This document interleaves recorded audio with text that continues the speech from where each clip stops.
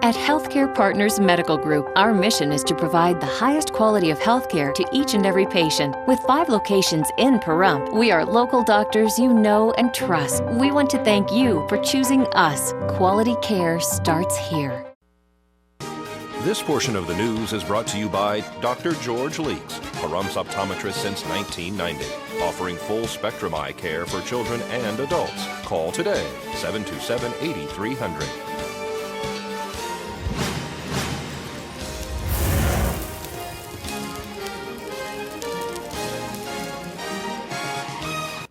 Welcome back, everyone. The Assistant County Manager is on Tuesday's agenda at the Nye County Commission meeting. Current Nye County Commissioner Joni Easley apparently has been offered the position. The oath of office is set to be administered to newly all-elected county officials at 10 a.m.'s meeting in the Calvada I. Dr. Stephen Andrecki from the Healthcare Partners concludes our week-long series on Alzheimer's disease. Some dementia is caused by chemical problems such as thyroid. So if someone is starting to get lost or to forget dates, best thing to do is to come in, because some of those, we hope a lot of them, but usually it's not a high percent, is caused by a low thyroid, and that can be completely reversed and completely corrected. Now, Alzheimer's disease is a diagnosis made by the symptoms. We don't have a good way to diagnose unless we take a brain biopsy, which we don't do. So after we exclude that there's no other source, we determine it to be Alzheimer's disease, but we're really never sure that it's Alzheimer's disease. What are we seeing now as far as treatment for Alzheimer's? Well, we do have treatments. There's approximately 4 medications approved by the FDA for treatment of Alzheimer's. Some are for mild to moderate and some are for moderate to severe. So we do have medications, but the important thing to remember about medication treatment for Alzheimer's disease, it does not stop Alzheimer's. It arrests the progression for a period of time, and generally you delay it for about 6 months, and it was always going to progress. We cannot stop Alzheimer's disease. We have no good treatments, but we can continue to expect a little bit of decrease in the decline of functioning. That means that if you're already forgetting how to balance your checkbook, you're not going to gain that back. But you may be able to continue activities of daily living, functioning, getting around the house, taking care of yourself for a longer time because it's been delayed, but it still progresses. That's the important thing. We can't stop Alzheimer's disease. Do you see anything medically in the future that they might be working on? They've just introduced a vaccine to help with the progression of the deposition. We're not sure how this is going to work. Alzheimer's disease has been studied many years for many patients. Everybody wants to know how to prevent this. Ronald Reagan had Alzheimer's disease, and money has been pouring in. Lou Rovo Brain Center in Las Vegas has huge donations, but we're looking for these treatments, but we don't have treatments right now. The future, we hope that we can start to do this, but it's going to be on a molecular level. We have to get down into the cells, into where the genes, into where this the actual problem of amyloid is made, and stop that progression. So we do always hope in the future that we'll have better treatments, but at this point, that's all we have is the very basic medicine treatment. Speaking of genes, is it hereditary? Yes and no. The early onset tends to be more genetically related, but Alzheimer's disease does not mean that it's going to be passed on necessarily from generation to generation. So it has to be made entirely clear, just because mom had it, that you're not necessarily going to get it. There's no reason to live in fear of that. The thing that you also may want to know is that Alzheimer's disease may be delayed by continuing to be mentally active and being physically active. And so if you want to prevent Alzheimer's disease, and the only thing we know is to be physically fit, be mentally fit, and doing things like the word search and the number games and anything like that probably is as good as anything we know right now to prevent Alzheimer's disease.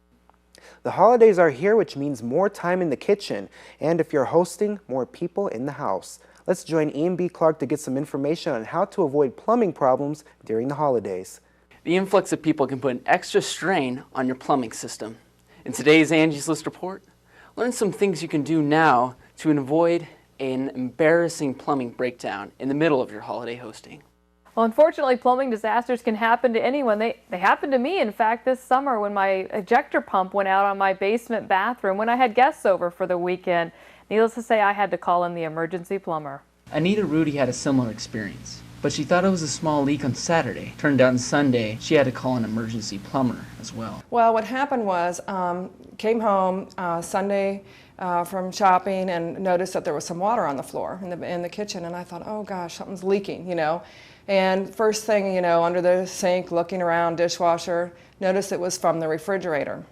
Pull the refrigerator out, get the hose up, you know, lifting up the hose and looking, and it was the automatic ice maker, which might not be such a bad thing, or a big deal, but anyway, it was leaking nonetheless. So followed the hose down to the basement to where there's a shutoff valve, and it didn't work. It wouldn't shut off. Plumbers see this all the time, and they get extremely busy around the holidays. Yeah, some of the biggest ones that we see when people start filling their houses and start having huge dinners and everything else is a lot of garbage disposal issues.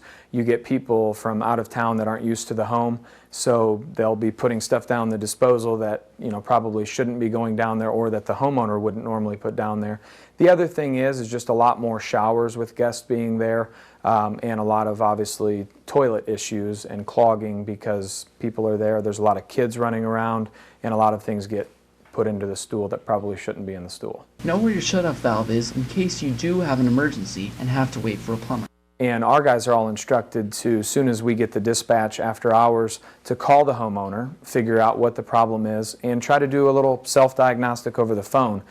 For instance, if their water heater is leaking, you know, walk through the customer and show them exactly how to turn the valve off on the water heater, or maybe even the main water line, so it would stop that water from continuing. So yeah, I think it really just depends, and customers should expect a technician to be able to walk them through a few of those things until they can get there, especially if it is going to be 3 or 4 hours. Having a professional relationship with the plumber in advance may help you in an emergency situation.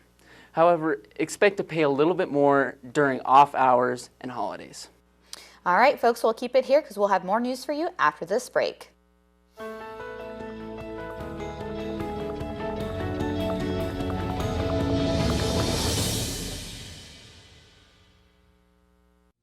Join us at the Pahrump Nugget Hotel and Casino with the #1 gaming experience and entertainment. The Pahrump Nugget has the #1 dining experience at Stockman Steakhouse, Golden Harvest Cafe, and the Gold Miners Buffet. Come get your game on at the Pahrump Nugget Hotel and Casino. News 46 Weather is brought to you by Healthcare Partners Medical Group, with 5 locations in Pahrump, local doctors and professional staff providing total care from infancy to seniors. News 46 Weather is also brought to you by your local dairy farmers. Dairy products are very important in maintaining a healthy body. For more information, you can visit their website at nevadadairycouncil.org.